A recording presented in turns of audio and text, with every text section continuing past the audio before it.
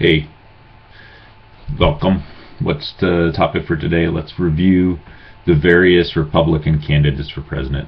Okay, I had thought there was 15, 16. You look into this, there's actually nearly 40. Okay, and that's because if you go to the official Republican website of the declared candidates or the potential candidates for president, there's a bunch of these no-name people. Okay, I counted 22 this morning, and these are people that no one's ever heard of, so I just put them into the no-name category. There's 22 of them. Okay, now I take the rest of them and I categorize them into three sort of categories. One being governors, former governors, the second being senators, and the third being private citizens. Now, you take these in the three different categories. Governors generally will say you have to be a governor to become president, and if you look at the recent history, the last 100 years, for the most part, that's true. The predominant sitting presidents have come from being governors. Right now, there's 8 governors, legitimate candidates in the race. The second group is senators. Okay, senators would be, I guess, your second tier of potential candidates. The people who are governors tend to trash the people who are senators, saying, hey, being a senator, you've never run an executive office, you don't have the experience, yada yada yada. So this is what governors say about senators.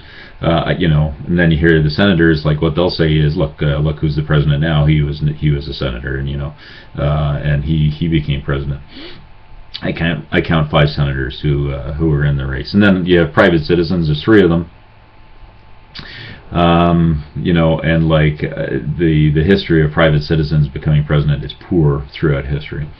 So let's take a look at these real quick. Okay. In terms of governors, many of these guys, I think, are just totally unelectable. They're high quality people. They have a record of public service. They have obviously a constituency that supports them, that have allowed them to move forward in their careers. But for the most part, unelectable. Okay, so I'll throw into this category Mike Huckabee.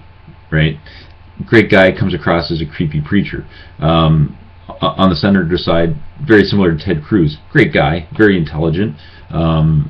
High quality guy. I think he's unelectable because he's kind of creepy. He has that sort of sing-song, earnest, angry Sunday morning reverend sort of attitude towards him. That's how I feel about Huckabee.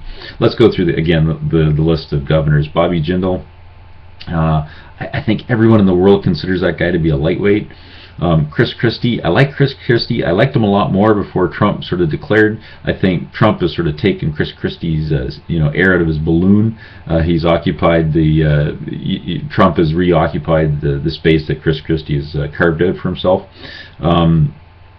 Rick Perry just comes across as dumb as a board.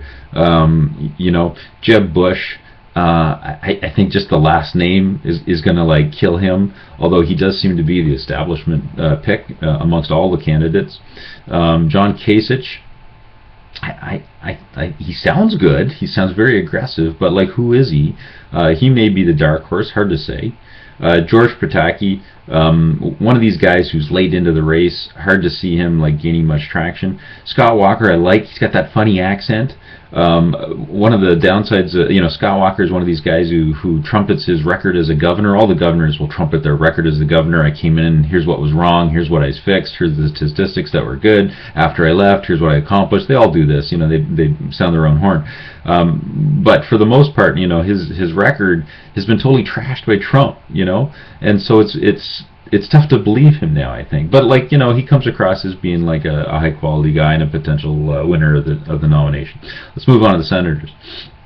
He's Rand Paul. I love Rand Paul. I liked his dad.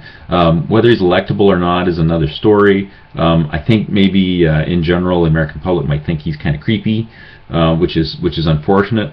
Marco Rubio, I like Marco Rubio. He comes across as being 15 years old though, and so in general, I think he's not that electable on the national stage. I mentioned Ted Cruz. I like Ted Cruz, real smart guy, but kind of that creepy preacher type of attitude may not be that electable.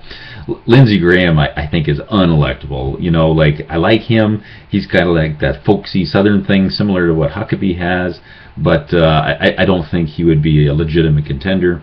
Rick Santorum, I think Rick's been there before, done that. I think he's had his chance. I don't think he's gonna emerge. Private citizens are the third category. Carly Fiorina, I've had experience in the high-tech industry, IT. I'm kind of familiar with the history.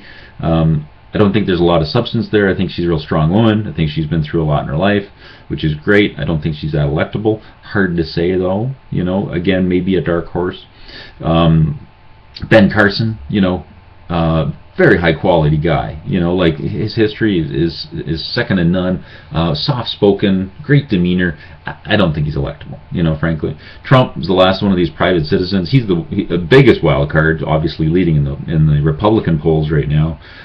Brings a lot to the party, which a lot of intangibles there. So very hard to say whether he's got the staying power to remain at the top of the polls through the primaries. But we'll see. That's it. Talk to you later. Bye.